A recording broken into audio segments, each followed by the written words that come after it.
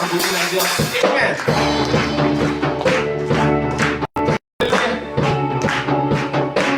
Tayo umawit na may kagalakan sa Diyos. Hallelujah.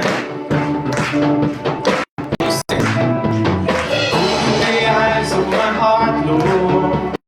Open the eyes of my heart, 'cause I want to see you. 'Cause I want to see you. Sing open the eyes. Open the eyes of my heart, Lord. Open the eyes of my heart, and I want to see you. 'Cause I want to see you. To see you high. To see you high and lifted up. In the light of your glory, pour out your power and love as we sing, holy, holy, holy. Sing, open the eyes of my heart, and open the eyes of my heart, Lord. Open the eyes of my heart, 'cause I want to see you. Yes, Lord, we want to see you today. I want to see. Hallelujah. Sing, open the eyes, and open the eyes of my heart. Open the eyes of my heart, I want to see you. Yes, I want to see you. See you high, see you high and lifted up. You're shining in the light of your glory. Pour out your power and love as we sing, holy, holy, holy. To see you high, to see you high. Shining in the light of your glory, pour out your power and love as we sing, holy, holy, holy, holy, holy, holy. You are holy, holy, holy. We want to see you. Yes, Lord. We want to see you, Panginoon. You will lift high up, Lord, sa aming kalangitan. Thank you, Jesus. Ito pa ulit-ulit natin kanta sa ating Panginoon ay pintuga. Pero sa umagang ito, maging totoo ito natin. Ibigay natin yung ating buhay sa ating Panginoon. Yung ating pagpupuri. Hindi yan sayang sa ating Diyos. Amen, lupa. Amen. Amen. Hallelujah. Sige, kung gusto mong sumayaw, igalaw mo yung ating mo sa ating Panginoon sa umagang ito. Sabi mo sa Lord, my life is in you, Lord. My strength is in you. Yes, Lord. Lord, my hope is in you, Lord. Is you. Is in my life. My life is in you, Lord. My strength is in you, Lord. And my hope is in you, Lord. In you is in our praise. With all of my life, praise you, and I will praise you with all of my strength. With all of my life, with all of my strength, and all my hope is in you.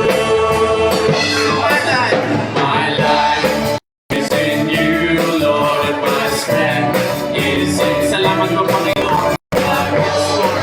Is in you, Lord. It's in you. It's in you. And my life is in you, Lord. My strength is in you, Lord. My hope is in you, Lord. In you is in you.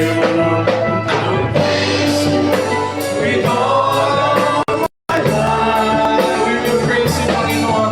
Now we praise you with all of my strength. With all of my life. With all of my life. With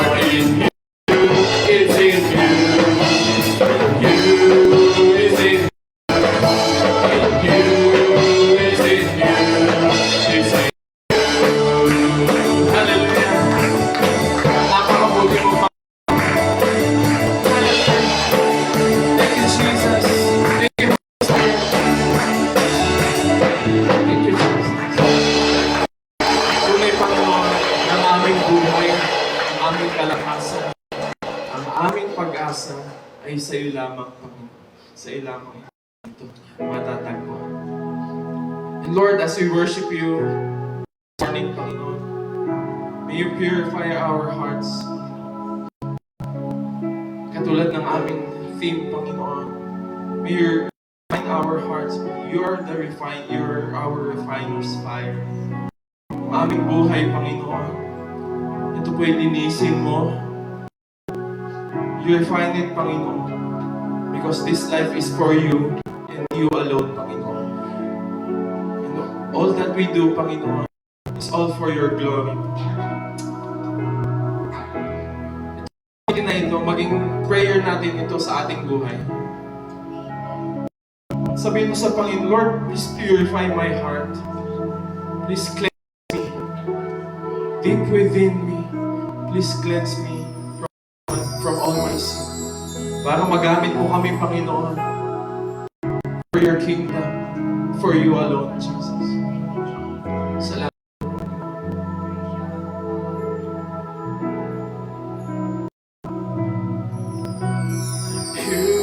Purify my heart. Let me be as gold and precious silver. Purify my heart. Let me be as gold. Pure gold, Lord.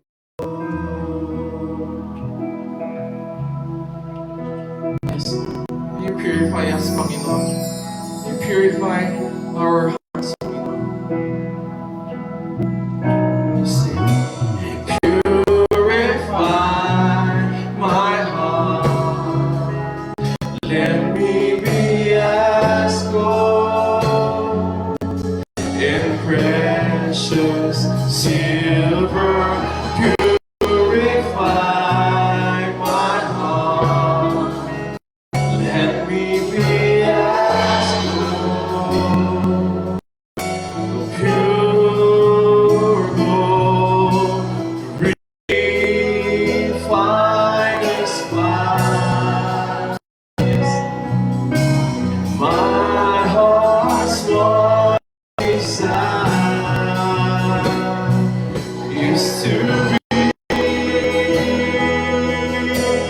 holy, set apart for you, Lord. I choose to be holy, set apart for you, my Master, ready to do your will. Yes. Purify our heart, Panginoon, as we ready ourselves to do your will. Let us sing it. Let us sing to Jesus with all our hearts. Purify my heart, cleanse me from within, and make me holy. Purify my heart, cleanse me from my sin. Deep within, refine as fire. My heart's one desire is to be holy, set apart for you, Lord. I choose to be holy, set apart for you, my Master, ready to do your will. Minsan nating awitin, Panginoon, purify our hearts, cleanse me from our sin. Purify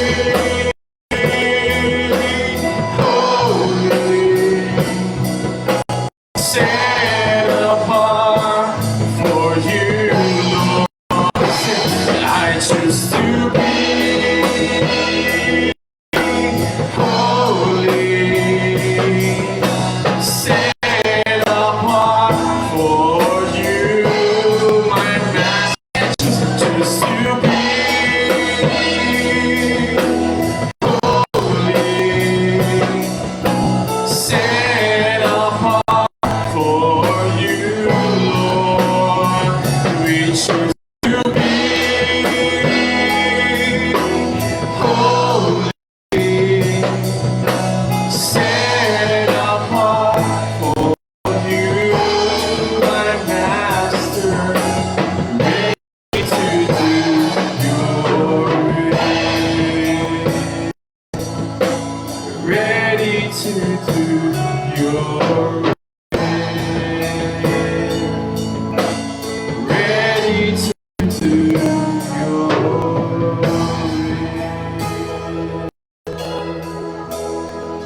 Yes, Lord. This is our desire. Our heart's one desire is for us to be holy, Panginoon. Holy in your presence, holy in your eyes, Panginoon. So that may we do your will, Panginoon. Please set us apart for your will, Panginoon. Praise you, Lord.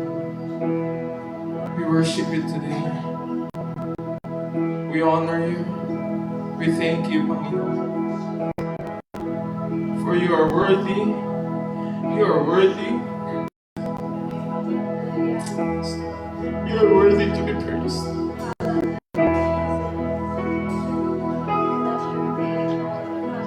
For you alone, Panginoon, is faithful.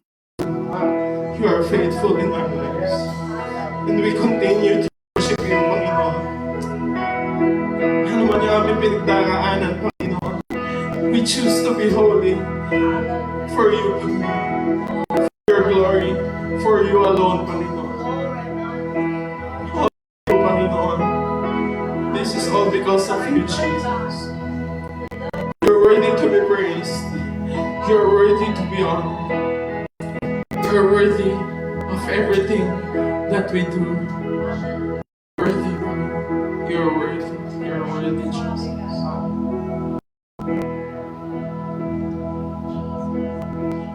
I love to worship you, my God. Worship you. I love to worship you, my Lord. Let's worship Him today. Your spirit, falling power, your love unfolding years from heaven. I love to worship you, my God. I love to worship you, my Lord, and feel bread of heaven, you are all consuming love. Holy Spirit, come with power, change my heart. I want to live for you, my desire. Let your Spirit come with power, change my life, that I may live for you, my Lord. Fall on us, Lord. Would you fall on us, Lord? Let us worship Him today. I love to worship you. You worship Him personally. I love to worship you, my Lord, and see your Spirit fall in power, your love unfolding gifts from heaven. I love to worship you, my God. Yes, Lord, we love to worship you. I love to worship you, my Lord, and feel your precious breath of heaven, your all-consuming love. Holy Spirit, come with power, change my heart.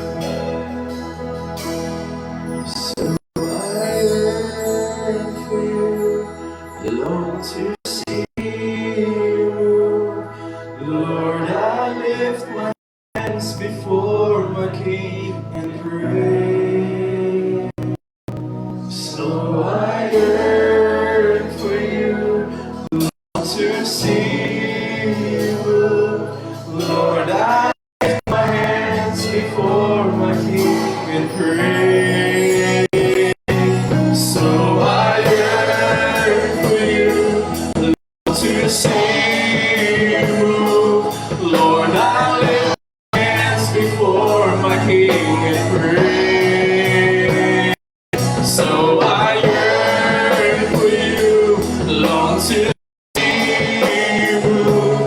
Lord, I lift my hands before my King and pray. Holy Spirit, come in power, change my heart. I want to live for you, my God. Let your Spirit come in power, change my life, that I may live for you, my Lord. Would you fall in us, Lord?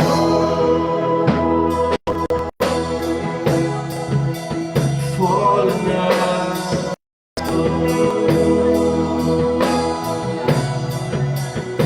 fall in us.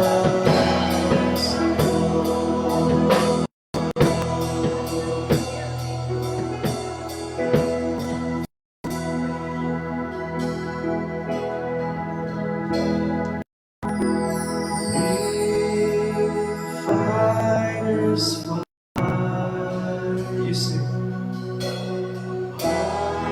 Heart's one desire is to be holy, set apart for you, Lord. We choose to be holy, set apart for you, my Master, ready to do your will, ready to do your, ready to do your will. Dapat siya sa ating pagsamba, pagpupuli sa pangit. Napakabuti ng ating asin. You're ready to be praised. Dakilang Diyos, Panginoon namin. Ikaw ang Diyos na nag-iisa Diyos na aming sinasamba. Karapat dapat kang purihin, Panginoon, sapagkat Ikaw ang may likha at nagkaloob sa amin ng buhay. At patuloy na nagkakaloob, Panginoon Diyos. Let your Holy Spirit move upon us, Father God, this morning. At Ikaw po, Panginoon, ang mahayag sa aming kalagitnaan, Father God, Diyos. Ako, Ama, itayo po ako sa inyong likuran upang Ikaw po, Panginoon, ang makita, marinig, Panginoon, ng bawat isa, Father God, sa amin. Purihin ang Diyos. Welcome the Holy Spirit, Father God, Lord. At tunay, Panginoon, turuan niyo po ko sa lahat ng aking sasabihin, salain niyo po, Panginoon, upang Ikaw po ay mapaparangalan at makikilala ka po namin Diyos sa aming mga buhay. Purihin ka, Panginoon, ito pang aming samang dalangin. May pasasalamat sa pangalan po ng Panginoong Jesucristo kay San Santo Espiritu. To God be the glory po. Makakaupo na po ang lahat.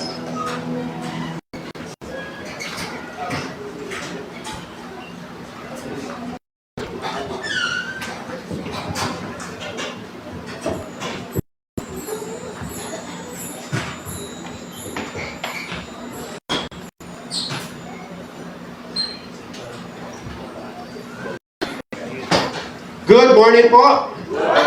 Welcome po sa bawat isa. At wini-welcome ko po yung aking kasama sa Saudi na batang-bata before, na makulit at kinukulit lang ako dati. Ngayon po ay siya po ay college graduate na. Ang tanda ko na. No? Sunday schooler lang yung mga ganun. Pero ngayon po, siya po si Ate Ezra. Yung kanya pong nanay sa Saudi ay song leader namin doon. At ngayon po ay pastora na, no? Si Ate Jonel. Hi, Ate Jonel. Pastora Jonel. At yung kanya pong daddy, ang tagapagsundo po namin sa aming villa sa Saudi para kami po ay dalhin sa church. No? So ngayon po kasama natin ang kanilang anak. No? Working ka na, anak. No? Working na siya. Napakabilis ng panahon. At napakabuti ng Panginoon kasi kahit saan po tayo dalhin, ang Diyos natin ay iisa. Sa Saudi, sa Pilipinas, kung saan mang dako ng mundo, kasama natin ang Diyos. Amen. Ngayong umaga po, ang ating pong pag-aaralan ay matatagpuan sa 1 Timothy 1:12-16. Sabi po dito, nagpapasalamat ako sa ating Panginoong Hesukristo na nagbigay sa akin ng lakas dahil itinuring niya akong karapat-dapat na maglingkod sa Kanya.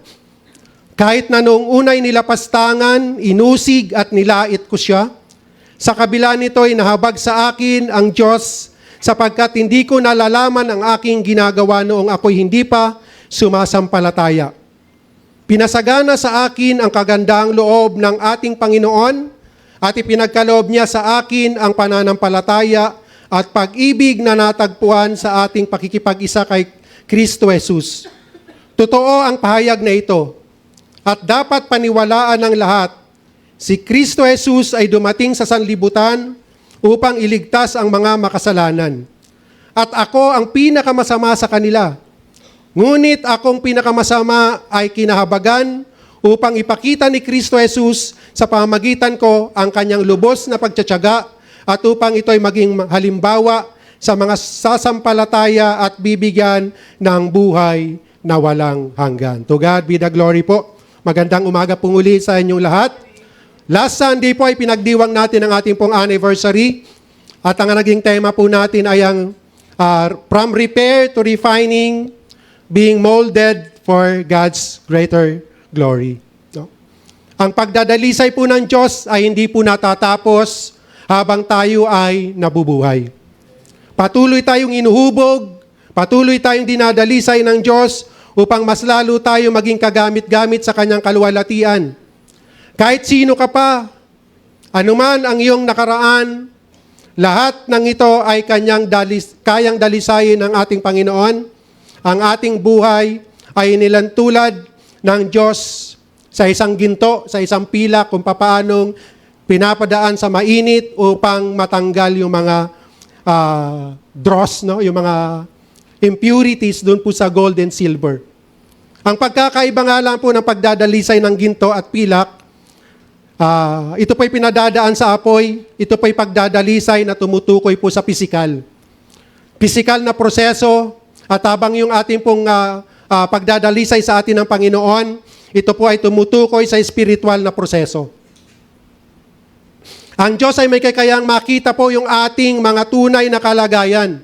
Walang may lilingid sa Panginoon. Ano man ang nararamdaman mo ngayon, umiiyak ka man sa iyong puso, natutuwa ka man sa iyong puso, lahat tayo may kanya-kanyang pinagdadaanan at lahat ng yan ay hindi nalilingid sa ating Panginoon. Lahat nakikita ng ating Panginoon. Kung masama man ang ating puso o mabuti ang ating puso, kayang dalisayin ng Diyos ang ating buhay. Ngayong umaga po, balikan po natin ang buhay ni Apostol Pablo, kung papaano siya nagkamit ng kaligtasan at kung papaano siya hinubog at dinalisay ng Panginoon upang magamit sa mas malawak na gawain at kapurihan ng Diyos. Ang ating pong pag-aaralan ay pinamagatan ko pong dinalisay ng Diyos para sa Kanyang kaluwalhatian. Ito po ang second part ng ating pong anniversary. Amen. Tingnan po natin ang buhay ni Pablo noong hindi pa niya nakikilala po ang ating Panginoong Hesukristo. Una po siya po ay taga-usig ng mga mananampalataya.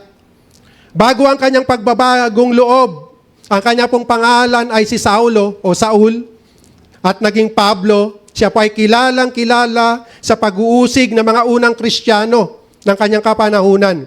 Mababasa po natin sa Acts 1-3 o Acts 8:1-3, sabi po dito, sinang-ayunan ni Saulo ang pagpatay kay Esteban. Nang araw na yon, nagsimula ang matinding pag-uusig laban sa iglesia sa Jerusalem at maliban sa mga apostol, ang lahat ng sumasampalataya ay nagkawatak-watak at napunta sa iba't ibang lugar sa lupain ng Judea at Samaria. Si Esteban na may inilibing ng mga taong may takot sa Diyos at tinangisa ng gayon na lamang.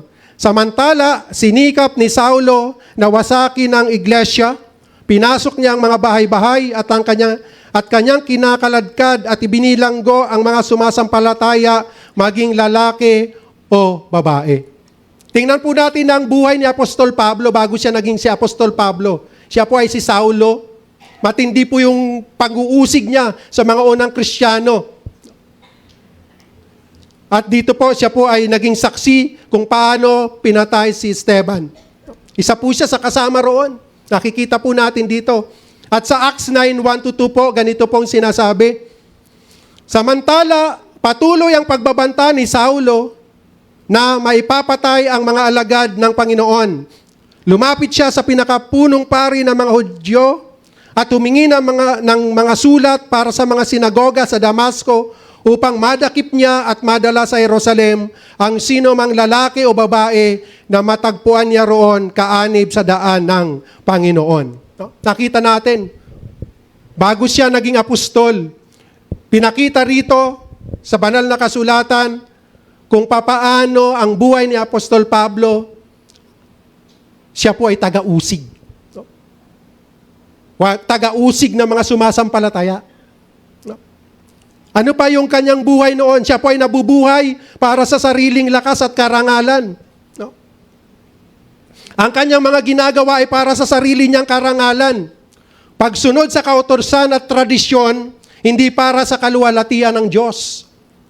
Napakasigasig niyang tugunin at sundin yung mga kautusan, yung mga tradisyon. No? Subalit, yung kanyang ginagawa ay hindi para sa kaluwalhatian ng Diyos, kundi para sa kanyang sariling karangalan. Sabi po ng Filipos 3:6, kung tungkol naman sa sigasig, na bilang Hudyo, inusig ko ang iglesia.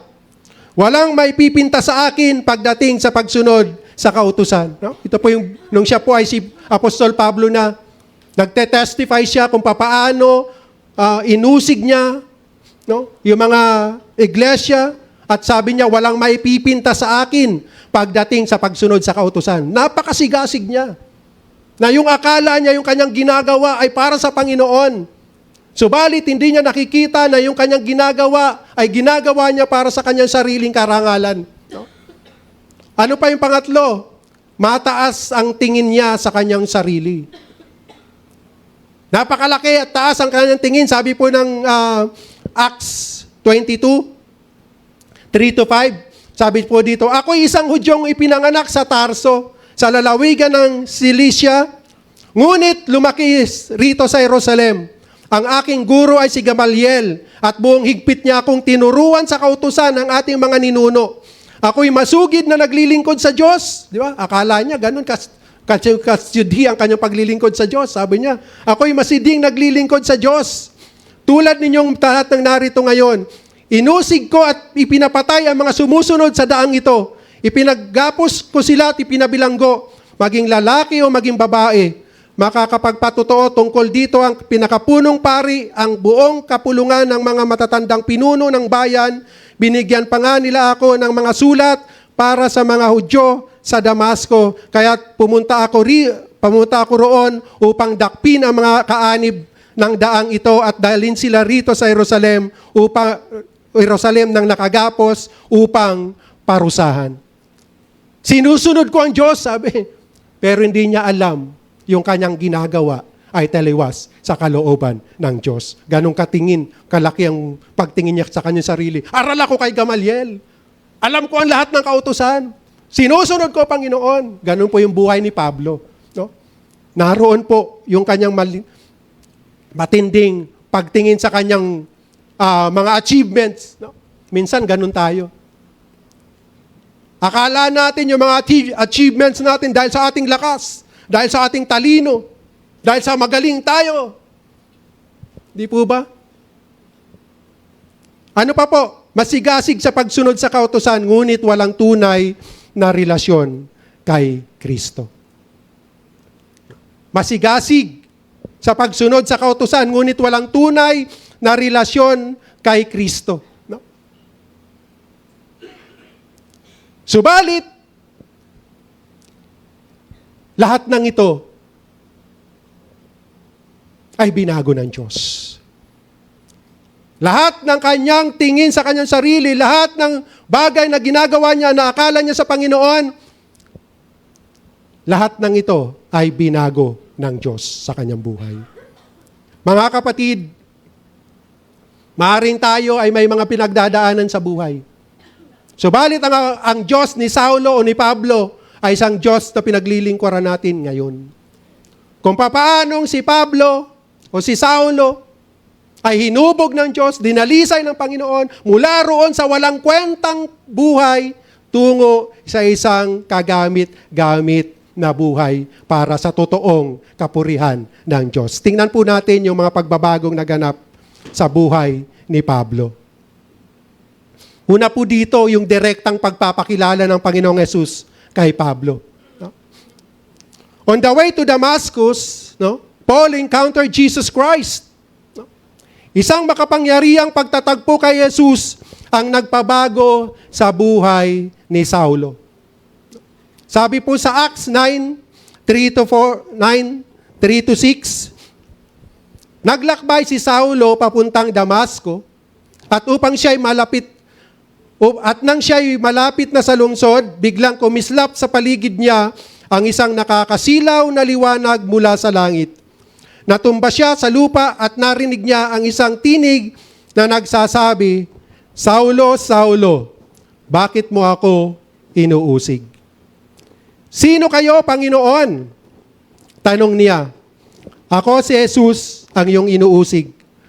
Tugon ng tinig sa kanya, "Tumayo ka't pumasok sa lungsod at do'y sasabihin sa iyo kung ano ang dapat mong gawin."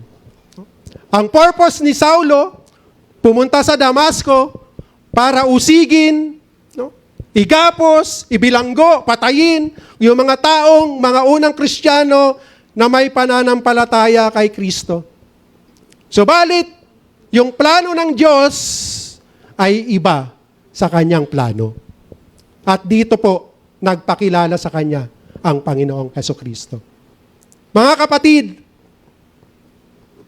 for us to purify by God, ang unang hakbang, kailangan tanggapin mo si Kristo.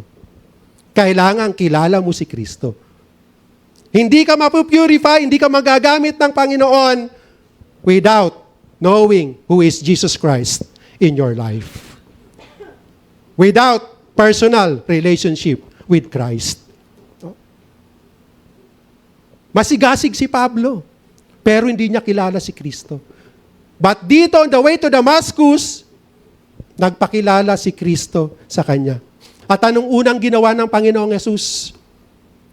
Para sa pagguhubog at pagdadalisay, masakit. No?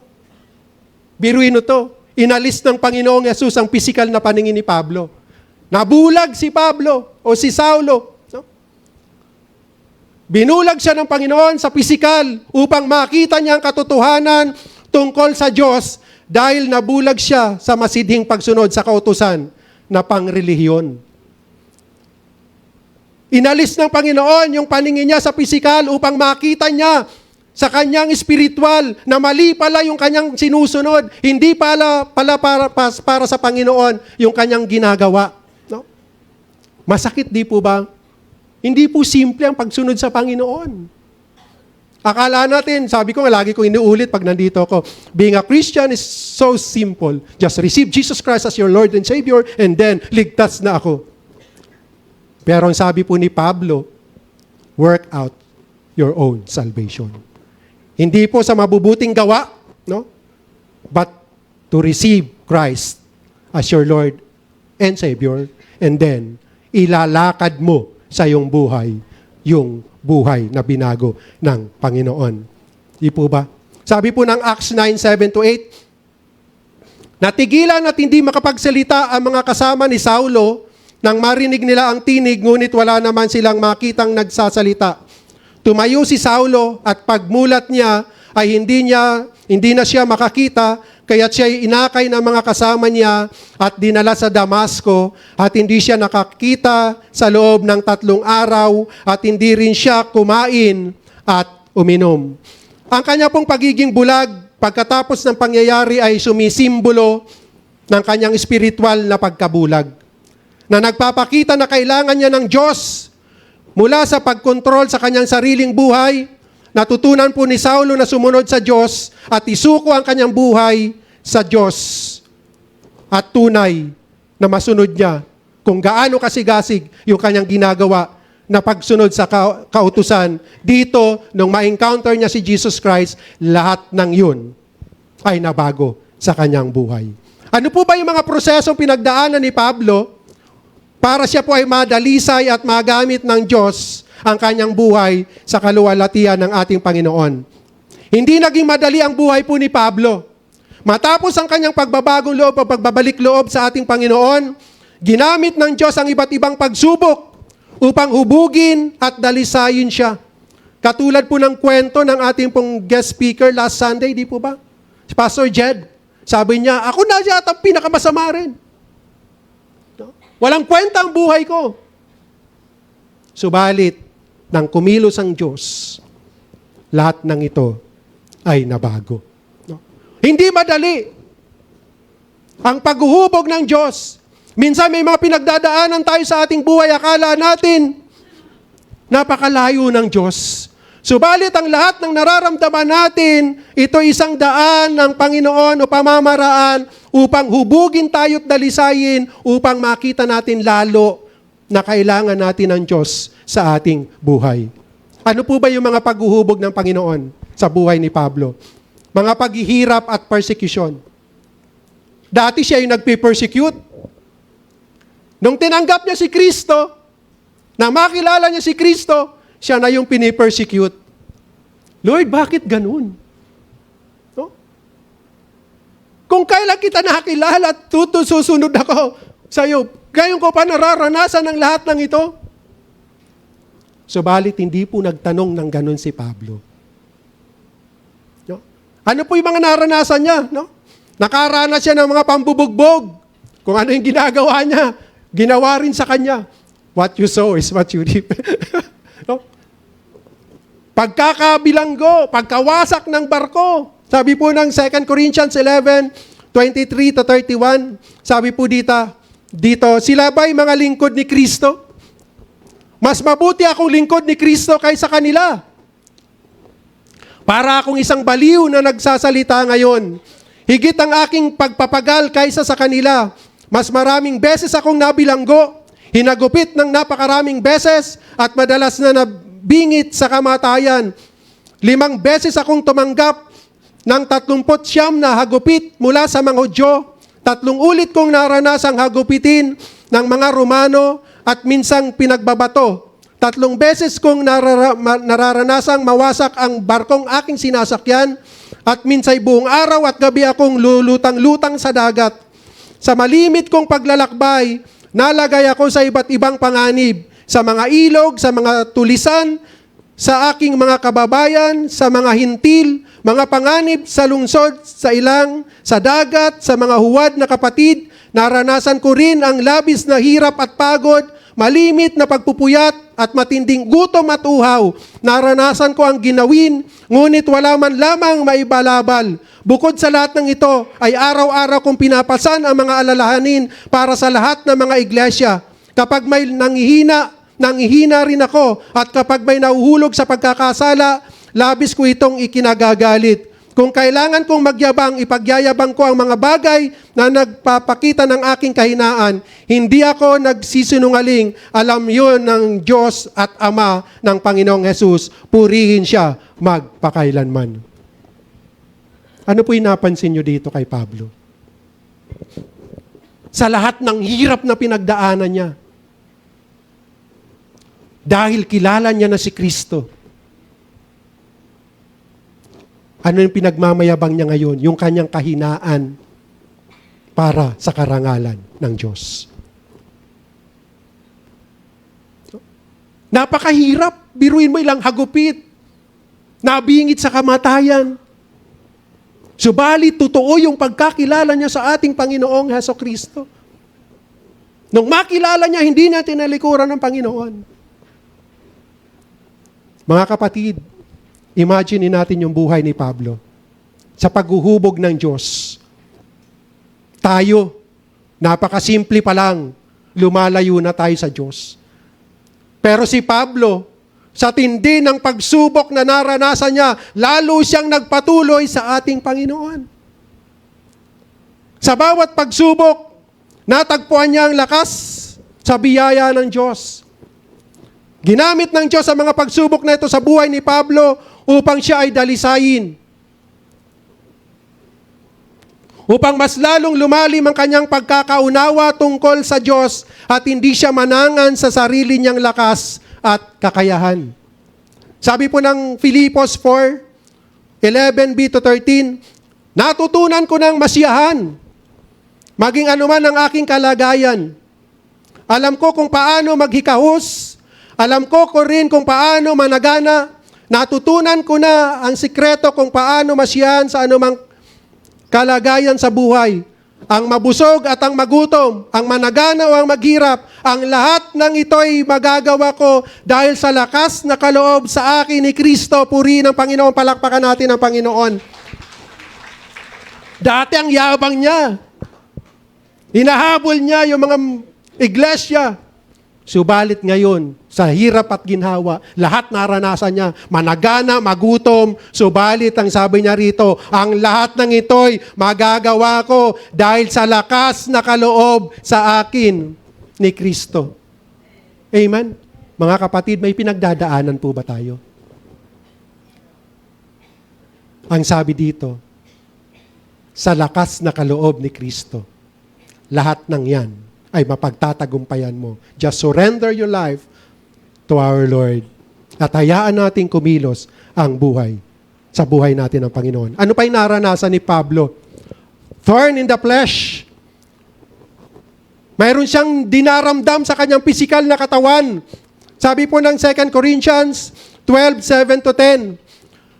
Ngunit upang hindi ako makapagmayabang sa dami ng kamanghamanghang mga bagay na nasaksihan ko, ako'y binigyan ng pahirap ng aking katawan na nagsisilbing sugo ni Satanas upang pahirapan ako at nang sa gayoy hindi ako maging palalo. 3 beses kong idinalangin sa Panginoon na alisin ito, ngunit ganito ang kanyang sagot. Ang kagandaang loob ko ay sapat na para sa iyo, sapagkat lubusang nahayag ang aking kapangyarihan kapag ikaw ay mahina. Kaya't buong galak kong ipinagmamalaki ang aking mga kahinaan upang manatili sa akin ang kapangyarihan ni Kristo. Alang-alang kay Kristo, ako may kasiyahan sa gitna ng mga kahinaan, mga pagkutya, mga kahirapan, pag-uusig at kagipitan, sapagkat kapag ako ay mahina, doon ako nagiging malakas. Amen. Nagkaroon si Pablo ng isang thorn in the flesh, no, na tinawag niyang sugo ni Satanas upang pahirapan siya. Subalit ang mga bagay na ito ay ginamit ng Diyos na paraan upang siya ay hubugin at dalisayin upang manatili siyang mapagpakumbaba. Ito ay paalala na ang kapangyarihan ng Diyos ay mas nagniningning kapag tayo ay mahina. Huwag tayong lalayo sa Diyos kapag dumadaan tayo sa pagsubok. Sa bandang dulo, makikita natin na ang nararanasan natin yan ay paghuhubog sa atin ng Diyos. Ang mga pagsubok na to, ang nag-alis sa Kanya upang maging mapagmataas. Nagbigay sa Kanya ng daan ng pagpapakumbaba at maging masunurin sa paglilingkod sa ating Panginoon. At dito po, after makita natin ang buhay ni Apostol Pablo, ang paghuhubog sa kanya ng Panginoon, ano po yung mga naging bunga ng pagdadalisay ng Diyos sa buhay ni Pablo? After niyang kilalanin si Kristo bilang Panginoon at tagapagligtas ng kanyang buhay at dumaan siya sa matinding pagsubok ng buhay, nagkaroon po ng bunga sa buhay ni Pablo yung pagdadalisay ng Diyos sa kanyang buhay. Una, naranasan niya ang habag at pag-ibig ng Diyos. Yung totoong pag-ibig. Sabi po ng 1 Timothy, dating pong teksto 1:12-4, nagpapasalamat ako sa ating Panginoong Hesukristo na nagbigay sa akin ng lakas dahil itinuring niya akong karapat-dapat na maglingkod sa Kanya.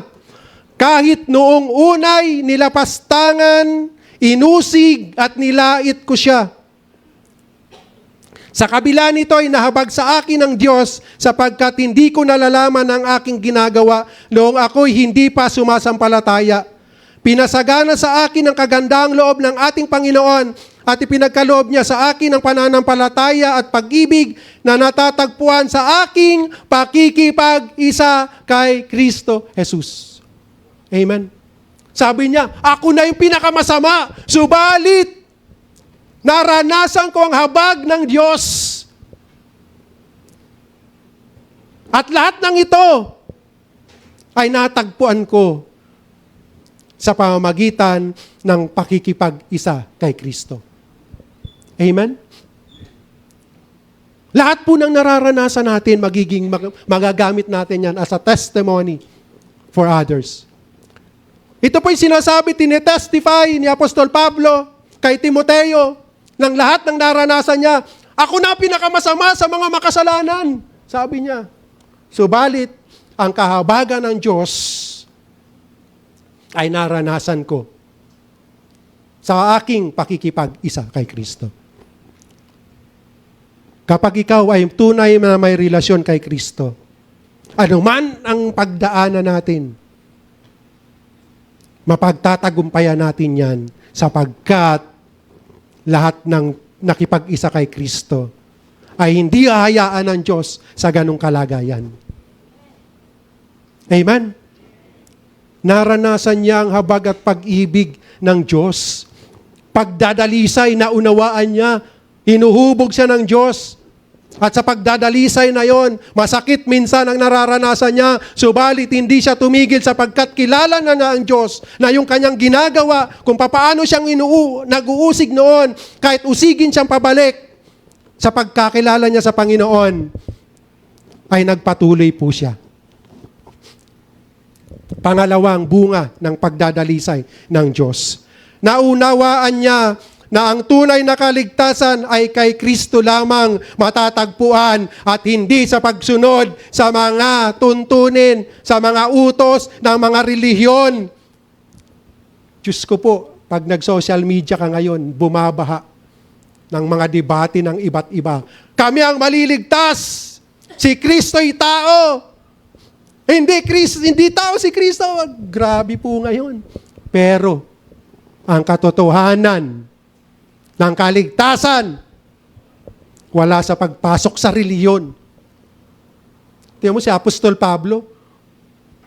Commandments of Moses yun, sinusunod niya, di ba? Mga kautosan of Old Testament. Pero hindi pala yun. Sabi ng ibang reliyon, pumasok ka dito. Sapagkat sinabi, dapat pumasok sa kawan ay maliligtas. Subalit na unawaan ni Apostol Pablo, ang kaligtasan ay sa pamamagitan lamang ng Panginoong Hesukristo. Kaya nga pag nagko-comment ako sa mga ganon, kung ganon lang kasimple pala ang kaligtasan, bakit yung pinakaiibig na Diyos na si Kristo, ang nag-iisang bugtong na anak, ay kailangan pang pumunta sa lupa, pahirapan, mapako sa krus? Ganon lang pala kasimple ang kaligtasan. Pumasok sa reliyon, tapos na yung dami-daming reliyon noon pa. Subalit dito po sa ating iglesia, katulad ni Pablo, na dapat nating maunawaan, ang tagapagligtas, walang iba, kundi ang ating Panginoong Hesukristo. Walang ibang daan, walang dating daan, walang iglesia ni Kristo, sapagkat si Kristo mismo ang tunay na iglesia, at ang iglesia ay ang kanyang mga pinili na tunay na sumampalataya sa Kanya. Yun ang iglesia, hindi building. Hindi yung nagagandang mga building. At pumasok ka doon, ligtas ka. Hindi. Bago nagkaroon ng church, bago nagkaroon ng iglesia, nagkaroon muna ng kaligtasan. Sapagkat ang bumubuo ng iglesia ay tayo na mga iniligtas ng Panginoon. Amen? Naunawaan ito ni Pablo. Sa 1 Timothy 1:15, totoo ang pahayag na ito at dapat paniwalaan ng lahat. Si Kristo ay dumating sa sanlibutan upang iligtas ang mga makasalanan at ako ang pinakamasama sa kanila. Si Kristo'y dumating sa sanlibutan upang iligtas ang mga makasalanan. Nasaan po dito yung sinabing, pumasok ka sa iglesyang ito at maliligtas ka? Hindi po. Naunawaan ni Pablo na dapat maunawaan din ng bawat isa sa atin na ang tanging kaligtasan ay si Kristo. Gaano ka man kasama, sabi dito, ako na nga yung pinakamasama sa kanila. Subalit, nahayag na ito dapat paniwala ng lahat, si Kristo ay dumating sa sanlibutan upang iligtas ang mga makasalanan. Amen. Philippians 3, 9b to 11. Ang aking pagiging matuwid ay hindi sa pamamagitan ng pagsunod sa kautusan. Di po ba naunawaan na niya? Hindi pala yung pagsunod niya sa kautusan ng pagiging matuwid, kundi sa pananalig kay Kristo. Ang pagiging matuwid ko ngayon ay buwat sa Diyos sa pamamagitan ng pananampalataya. Ang tanging hangarin ko ngayon ay lubusang makilala si Kristo, maranasan ang kapangyarihan ng kanyang muling pagkabuhay, makibahagi sa kanyang mga paghihirap at maging katulad niya sa kanyang kamatayan, umaasa ako man ay muling bubuhayin mula sa kamatayan. Purihin ang Panginoon. Tingnan niyo po yun kung papaano dinalisay ang isang napakasamang Pablo. Nakilala niya at naunawaan na ang tanging daan ng kaligtasan ay si Jesus Christ. Ang sabi niya, hindi pala yung pagsunod ko sa kautusan ng pagiging matuwid, kundi ang pagkakaroon ng pananampalataya kay Kristo Jesus. Pangatlo na naging bunga ng pagdadalisay ng Diyos sa buhay ni Pablo. Nakita niya ang kahabagan ng Diyos ay para sa lahat. Hindi namimili ang Diyos. Mahal pa ba ako ng Diyos? Napakasama ko. Pero dito nakita po ni Apostol Pablo na ang kahabagan ng Diyos ay para sa lahat. Hindi kanya titingnan, ako napakasama ko. Masama ka, bawal ka dito. Mga religious leader lang ang nagaganon, pero si Jesus Christ, habang tayo nabubuhay, mayroon tayong pag-asang lumapit sa Kanya. 1 Timothy 1:16. Ngunit akong pinakamasama ay kinahabagan upang ipakita ni Kristo Jesus sa pamamagitan ko ang kanyang lubos na pagtsatsaga at upang ito'y maging halimbawa sa mga sumasampalataya at bibigyan ng buhay na walang hanggan. Siya na pinakamasama, subalit kinahabagan ng Diyos. At siya'y naging, sabi dito, maging halimbawa na kung may isang masamang Pablo o Saulo noon, eto na ako ngayon after I encountered Jesus Christ on the way to Damascus and I received Him as my Savior, as my Lord, and then, eto na ako, ikaw man, anuman ang iyong binagdadaanan, gaano man kasama ang tingin sa iyo ng tao, gaano man kasamang ikaw man ay pasaway sa mundong ito, subalit ang sabi dito, ang kahabagan ng Diyos ay para sa lahat. Amen. Pang-apat, itinuring niyang siya ay patay na sa kanyang sarili, ngunit buhay para kay Kristo. If you receive Jesus Christ as your Lord and Savior, maging Lord siya. Yung iba, receive as my Savior lang not a Lord. But Paul received Jesus Christ as Lord and Savior. Itinuring niyang siya'y patay na sa kanyang sarili. Yung mayabang na Saulo, itinuring niyang kanyang sarili na patay na. Ngunit, buhay para kay Kristo. Galatians 2:19-20, ako'y namatay na sa kautusan. No? Dati masigasig sa kautusan. Sabi niya, ngayon patay na ako doon. Hindi na yun ang buhay ko. No? Sa pamamagitan rin ng kautusan upang ngayon mabuhay para sa Diyos. Ako'y kasama ni Kristo na ipinako sa krus. Kaya hindi na ako ang nabubuhay ngayon, kundi si Kristo na ang nabubuhay sa akin. At ang buhay ko ngayon sa katawan ay ikinabubuhay ko sa pamamagitan ng pananampalataya sa anak ng Diyos na nagmahal sa akin at naghandog ng kanyang sarili para sa akin. Purihin ang Panginoon. Mga kapatid, for us, na makita natin ang buhay natin ay buo kay Kristo. Kailangan nating mamatay para sa ating sarili. Lahat ng ating ginagawa, dapat we consult God. Ito ba ay tama para sa iyo, o Panginoon? Si Pablo, ganun po yung ginawa niya. Lahat, tinalikuran niya yung kautusan na naging masigasig siya doon. Ang ganang ginagawa ay ang kautusan ng Panginoon. No? Patay na, napako na siya sa krus kasama ni Kristo. At ang kinabubuhay ay ang bagong buhay sa harap ng ating Panginoon. Panglima, napalitan ng kanyang pagpapahalaga sa mga bagay na may katapusan tungo sa mga bagay na hahantong sa langit. Hindi na niya pinapahalagan yung mga makamundong bagay, yung mga kayamanan sa mundong ito. Tayo pag wala ng pera, hindi na rin tayo magsisimba. Mag-o-overtime na lang ako, Lord, maunawaan mo to. Subalit, napalitan ang kanyang pagpapahalaga sa mga bagay ito. Yun ang paghuhubog ng Diyos. Hindi ko po sinasabing masama ang pera. Lagi namin sinasabi yan ng mga pastor. Pero kung gino-Diyos ang pera, magiging contractor na tayo. Di ba? Mahalaga ang pera, ginagamit natin yan dito sa mundo.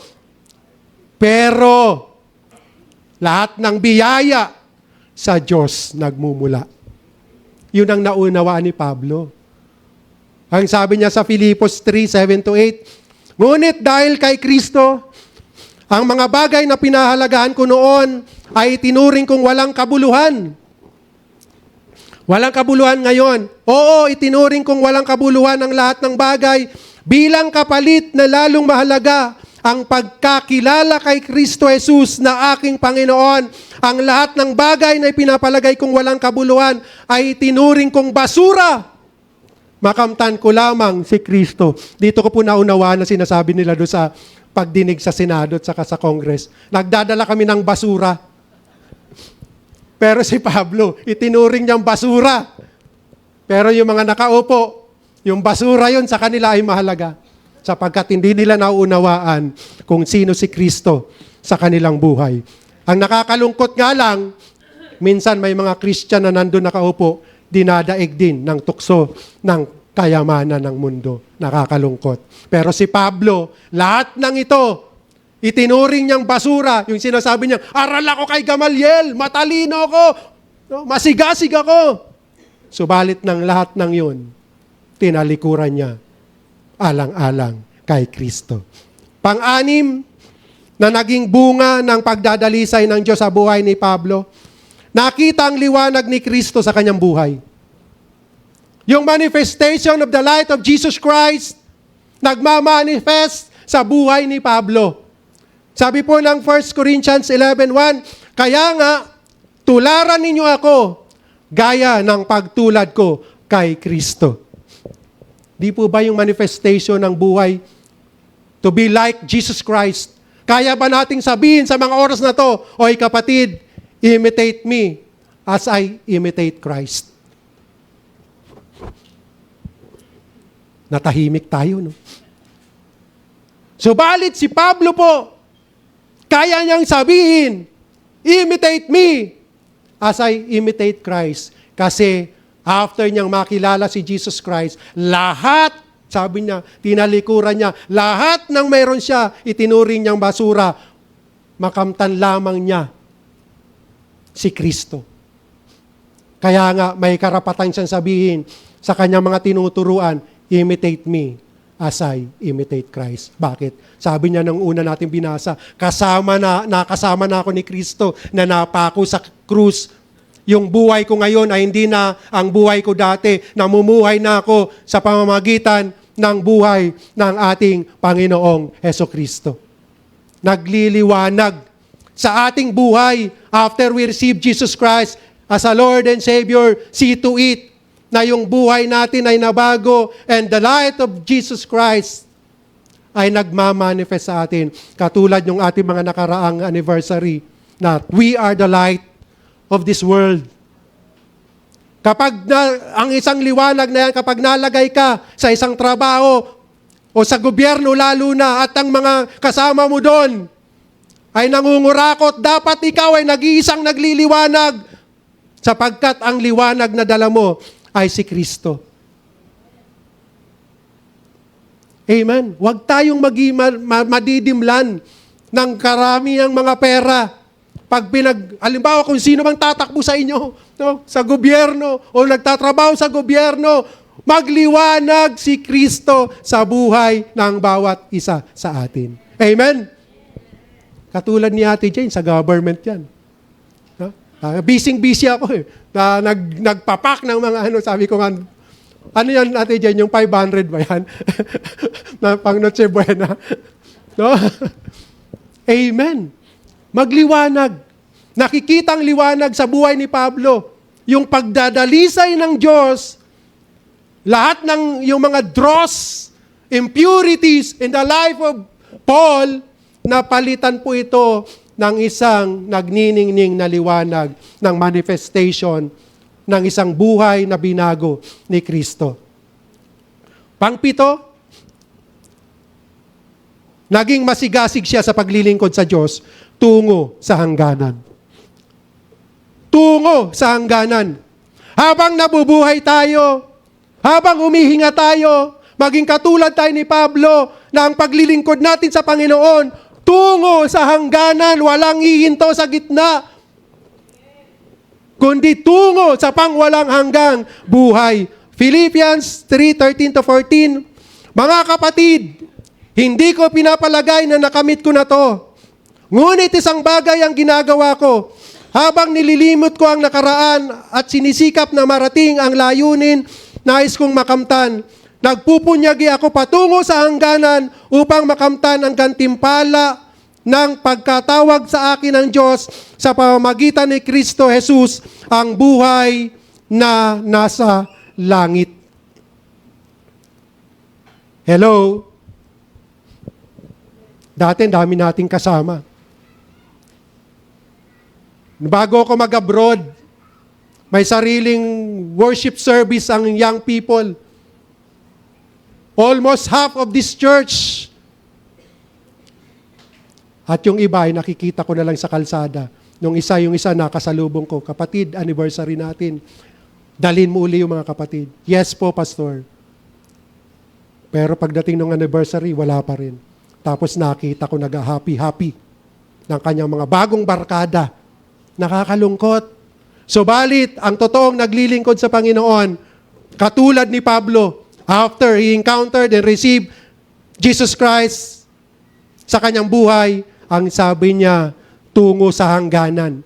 Naglingkod siya. Lahat ng paghihirap na naranasan niya, subalit ang kanyang paglilingkod ay aabot hanggang sa hangganan, sa pangwalang hanggang buhay. Philippians 1:21, sapagkat para sa akin, ang buhay ay para kay Kristo at ang kamatayan ay pakinabang. Amen? Napakadakila po ng pagdadalisay na to sa buhay ni Pablo. In connection with our anniversary theme, People's Missionary Church Marikina, tayo po ay patuloy na dinadalisay, hinuhubog ng Diyos upang lalo natin siyang paglingkuran. Bagamat minsan masakit ang paghuhubog ng Diyos, iiyak minsan tayo, akala natin, hanggang doon na lang tayo, subalit, makikita natin ang mga ngiti na yan. Sa gitna ng pag-iyak, ang kasunod niyan ay may ngiti. Katulad ng ng ipinaabot sa amin, na ipinagpipray namin kanina. Ang sakit ng pinagdaanan, subalit patuloy siya naglilingkod sa Panginoon at patuloy ang pag-asang ibinibigay sa kanya ng Diyos. Katulad ni Pablo, sa hirap ng kanyang pinagdaanan, subalit nakita niya ang kabutihan ng Diyos na yung kanyang ginagawa before. Siya na ang pinakamasama. Subalit, nang makilala niya si Kristo, kahit anong hirap ang kanyang pinagdadaanan, nagpatuloy siya at patuloy hanggang kamatayan, sapagkat para sa kanya ang mabuhay ay si Kristo at ang kamatayan ay pakinabang. Lahat tayo panandalian lamang sa mundong ito. Subalit, ang tunay na naglilingkod at may tunay na relasyon kay Kristo, ito po'y tutungo sa pangwalang hanggan. As a conclusion, ang buhay ni Pablo ay isang patotoo na ang biyaya ng Diyos ay walang pinipili para hindi mapatawad, matubos at magamit ang buhay sa kapurihan ng ating Panginoon. Ang pagbabago at pagdadalisay ng buhay ni Pablo ay nagpapakita na ang biyaya ng Diyos ay sapat, ang kanyang kapangyarihan na nagiging perpekto sa ating kahinaan upang siya lamang ang mapapurihan. Ang layunin ng pagdadalisay na ito ay upang maging epektibo siyang kasangkapan sa pagpapalaganap ng Ebanghelyo. Katulad natin, tayo ang gagamitin ng Diyos just to share the gospel and salvation of the God through Jesus Christ. Isang matibay na patunay na hindi nasasayang ang ating mga pinagdadaanan. Sa halip, ginagamit ng Diyos ang bawat piraso ng ating buhay, kasama ang mga masasakit, mga paghihirap, upang dalisayin tayo at ihanda para sa isang dakilang layunin, ang kanyang kaluwalhatian. Naway ang ating buhay ay maging isang buhay na hain, banal, at kalugod-lugod sa Diyos. Hayaan natin hubugin tayo ng Diyos at dalisayin ang ating mga buhay, anuman ang ating nakaraan o anuman ang ating kasalukuyan, mga kahinaan natin sa buhay, ang Diyos ang siyang nagdadalisay sa atin upang patuloy tayong magamit para sa kanyang kaluwalhatian. To God be the glory. Palakpakan po natin ang Diyos. Panginoon, maraming salamat, Lord, sa buhay ni Apostol Pablo na ginamit niyo pong halimbawa sa amin sa mga oras pong ito, Ama. Mula sa kawalan, mula sa pinakamasama, mula sa pinakamakasalanan, subalit nang kayo, Panginoon, nang siya po'y katagpuin niyo at kilalanin kayo bilang kanyang Panginoon at tagapagligtas. Dito po nagsimula ang inyong pagdadalisay. Minsan, Panginoon, yung kanyang pinagdaanan ay napakasakit, napakahirap. Subalit, naunawaan niya sa kanyang buhay na ang lahat ng ito ay para sa inyong kaluwalhatian. Lord God, maaring ang bawat isa sa amin sa ngayon, may kanya-kanyang pinagdadaanan, may kanya-kanyang kahinaan, may kanya-kanya, Panginoon, na hirap. Subalit, Lord, makita po namin, Ama, na magpatuloy lamang kami sapagkat ang paglilingkod, Panginoon, ang totoong naglilingkod, ang totoong ikaw ang Panginoon, ay tumutungo sa hangganan, Father God. Ilagay niyo po sa puso po namin, Ama, na patuloy niyo po kaming dinadalisay. Ipaunawa niyo po sa amin, Panginoon, nang habang kami humihinga, ay patuloy kami, Panginoon, na inyong inuhubog at dinadalisay sa mga buhay dito sa mundo. We are not exempted, Father God, O Lord, sa mga nangyayari, sa mga kahirapan. But isa lamang po ang pagkakaiba ng mayroong tunay na relasyon sa inyo. Anumang sitwasyon, anumang pagkakataon, kayo po'y nananatiling tapat, nananatiling Diyos na aming tagapagligtas at sa habang buhay, hindi nyo kami iiwan ni pababayaan man. Maraming salamat, O Diyos, sa iyo ang karangalan, kapurihan, ngayon at magpakailanman. Ito pang aming samot na lang ipasalamat sa pangalan po ng Panginoong Hesukristo kaysa ng Santong Espiritu. Amen.